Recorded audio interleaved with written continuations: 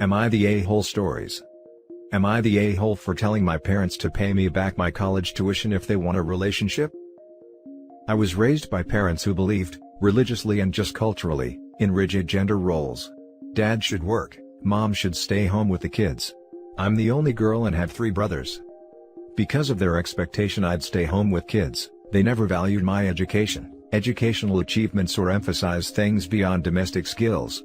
I'm the second youngest, and by the time I was in high school, my 2 older brothers had gone to the college of their choice. With my parents fully covering tuition, books, an off-campus apartment and other living expenses. They eventually did the same for my younger brother. I was told I wasn't allowed to apply for college. I did so in secret and got accepted with a partial scholarship. I didn't tell them I was moving out until a week before I left, with essentially nothing but what a few friends gave to me that their parents bought them for college. I took engineering, and had to work, take on debt and struggle. My parents and I have barely spoken for years. I'm married now and expecting our first child, and they asked to meet up. We met at a park, and they said they were sorry if they caused me pain, but would like a relationship now. I asked them specifically what they were sorry for. They wouldn't elaborate, and just said they wanted to move forward. I said that wasn't sufficient. In the end, I said they could prove they were sorry by forwarding me the $100,000 my degree and college expenses were, just like they did for my brothers. My mom burst into tears. My dad said I wasn't being serious and I just left. Since then, I've been getting calls from my brothers telling me I'm being immature and hurtful. I don't think so at all. Now for the top comments. Not the a-hole. Hi from another engineer, from a family filled with rage that she has all the talent that the boy was never up to. As far as I can see, your answer to them was perfect. It was very fair, and if they have fixed their appalling bigotry issues, they would be falling all over themselves begging you to take the money. Since they clearly have not fixed their bigotry, you don't want them around your child. Never, ever poison children by allowing bigots in their presence. No exceptions. That includes your bigoted brothers. Edited to add, I have a bachelor's, master's, and doctorate all in engineering. You have no idea how angry this makes them. Hopefully you will too and we can all watch the bigots faint from sheer rage together. Bwah ha ha ha ha. Exactly, they aren't sorry for how they treated OP, they just want to be able to have access to their grandkid. Not the a-hole, that's a generic sorry you're upset non-apology. They are just around now because they want to influence the baby. The $100K ask is fair, if they have the means to pay it. And even if they don't, they somehow made it work for the other 3 siblings. That said, OP, what on earth are you thinking letting these people around your kids? Wow. I would typically say that you would be the a-hole, because expecting money from family is never a good thing, but I am making an exception here. No, you're not the a-hole. Being singled out like that because you are a woman is gross, and it's terribly unfair that your brothers got a free ride and you didn't for that one fact. Good on you though, for making your own way in spite of them. For the next story. Am I the a-hole for not wanting to talk to my sister unless she pays me? Why I despise my sister. As first-generation immigrants, my family, my father, my mother, my older sister and myself, spent our first 2 decades in Australia dancing to and fro, across the poverty line. Late in her high school career, my sister decided she wanted to be a physician. But she didn't have the work ethic to get the necessary grades, so the only offer of enrollment she received was from a private university. For context, in Australia students are entitled to a loan that will typically cover the entirety of their course fees. One exception, are courses offered by private universities, as private universities charge a lot more than their public counterparts. In order for my sister to attend this private university, my parents would have to come up with approximately $300,000 Australian dollars over the course of her degree. I'm sure you can imagine how difficult this task would be for a couple earning minimum wage. But my parents loved my sister, so they did whatever it took to enroll my sister into this medical school, even if it meant taking on crippling debt. To make ends meet, both my parents started working 60 to 80 weeks. The hours took their toll on my parents, both physically and mentally. Put it this way, one day my father lost a finger in a workplace accident. And he was overjoyed. Overjoyed. Because he would receive compensation for it. He was ecstatic that he could trade his finger for a freaking measly $25,000. I had always thought that once my sister graduated, she would pay my parents back. She did not. Not one single freaking cent. Instead, She went gallivanting around the world, buying expensive designer items, and eventually moved interstate. She barely even bothered to stay in touch. Why I believe my sister owes me at least $200,000. I graduated from university 4 years after my sister. For 3 years after graduating, every cent I made went to paying off my parents' debt, so that they could go back to working normal hours. Over the years I've probably given them $200,000. It's been 7 years since I've graduated university now, and my family is in a much better place. My parents are debt-free, and can work standard 35-hour-per-week jobs. We're financially comfortable for the first time in our lives, and everything is fantastic. Enter my goddamn sister. A few months back she broke up with her boyfriend. I'm not aware of the details, but she moved back to our state and back home with our parents. My parents are beyond happy to have their daughter back.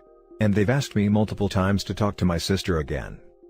But as far as I am concerned, my sister owes me $200,000, before I will even consider being in the same room as her again. Am I the a-hole? Now for the top comments. Not the a-hole. Your sister is a leech. Talk to her very clearly about why you feel she owes you money. State your case, and then go forward from there on. Your parents are leeches also. They took your money, all your money, and now have the audacity to get on at you about your relationship with your sister? Nope. Not the a-hole. I don't think OP's parents are leeches. OP did not mention anything about her parents asking her to pay the uni fees. It is very common in immigrant families to have filial piety. It makes sense in this context that OP would, very generously, take on some of OP's parents' debt, in order to ease their suffering. In my experience, this sense of duty in adult children is sometimes difficult for my non-BIPOC friends to understand. The family unit is also generally much tighter, and OP's parents welcoming OP's sister back into the fold and wanting harmony also makes sense to me. That being said, OP is not the a-hole. OP's parents are also not the a-hole. They simply placed a massive value on their daughter's education and were willing to go to great lengths to provide a better life for her. In Australia it's unusual that a parent would take on that university debt long term. This begs the question if there was any communication or agreement between OP's sister and OP's parents with regards to tuition payments. OP's sister needs to consider her parents and her siblings, by extension, financial situation and rectify it. Not the a-hole. Australia isn't like the US. She could have worked hard, gone to a regular uni like NSWU or RMIT or Monash, gotten an HSC debt, and paid it back herself as a doctor. It's not like she would be struggling to pay something with how much she would be earning. If you helped your parents pay her debt, she definitely owes you and should be told as much. Even if she didn't get the necessary HSC Year 12 marks at first, she could have started a different degree at a public university then transferred over, or potentially done a post-grad. I know a lot of doctors who did it this way. Unfortunate sister is selfish. Not the a-hole. Listen, I didn't understand at first. You paid for your sister's debt, right? You didn't have any debt of your own, you just paid what your parents owed, right? Definitely not the a-hole. You took care of your parents when your sister just walked away. Now for the last story. Would I be the a-hole if I send my parents to jail? My 29 female parents have always been in financial trouble, something that I have never been able to understand, because they both have a really generous salary, more than 3 times my own.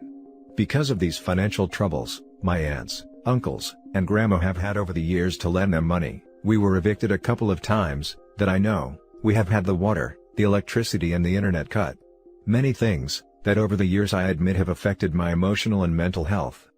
All of this has made my relationship with my parents very difficult over the years, more when they would take advantage of me, making me pay for many things with the money that I earned working during holidays to pay for college, or making me call my grandma to ask her for money, all of it while my mom used to spend money whenever she could in purses or jewelry.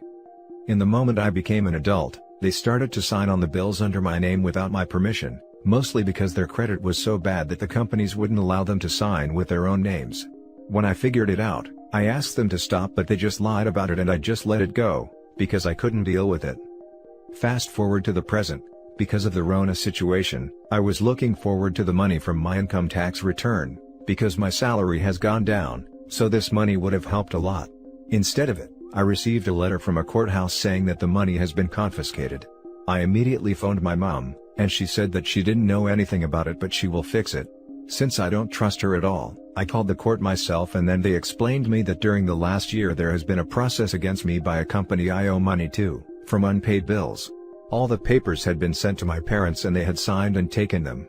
The debt was not paid with the money from the tax income, so part of my salary from now on will be confiscated too until is fully paid. So, my parents stole my identity to contract a bill under my name, didn't pay for it, and when the company claimed the debt through lawyers and a judge, they kept all the papers from me, which is also illegal, apparently waiting for all of it to be fixed by itself. My mother said that it was her right to put it under my name because I am her daughter, and it is my duty to help with the family burdens. Since then, and after really nasty words from her side and my sisters, who says that I am ungrateful and selfish, I haven't spoken to them, and I am in the middle of a global pandemic with my salary already low, paying for a debt that it is not mine. My friends and boyfriend say that I should talk with the police and stop all of this, because otherwise, they will keep doing it, and I am afraid they will. So, would I be the a-hole if I speak with the court even if it means that my parents, 70 and 63, could go to jail? Now for the top comments. Not the a-hole a million times over. Take their butts to court. In the meantime, freeze your credit. Also, your parents failed you. You deserved, and still deserve better. Goddamn, if there's one thing OP does, it's freeze her damn credit. Easy, quick, and free. Then head over to r/personal finance and get some advice from a more specialized crowd. Not the a-hole for sending 2 people guilty of fraud to jail. They made their choices and have rationalized it. You've suffered for it and will likely continue to suffer for it, since you don't really know the extent. Your sister has likely been victimized, too, but they have her convinced that fraud is normal because it's family. BS. Get a lawyer. The extent of it is what worries me. They've basically ruined OP's credit, who knows what other loans they've fraudulently co-signed her on. Going through the only way for her to clear her name. No real other choice.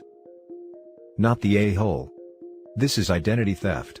It is going to affect your credit, your ability to obtain certain kinds of work, rental housing, mortgages, student and other loans, etc. for a very long time. The longer you let them emotionally blackmail you into not dealing with this, the longer you postpone your own financial stability and security.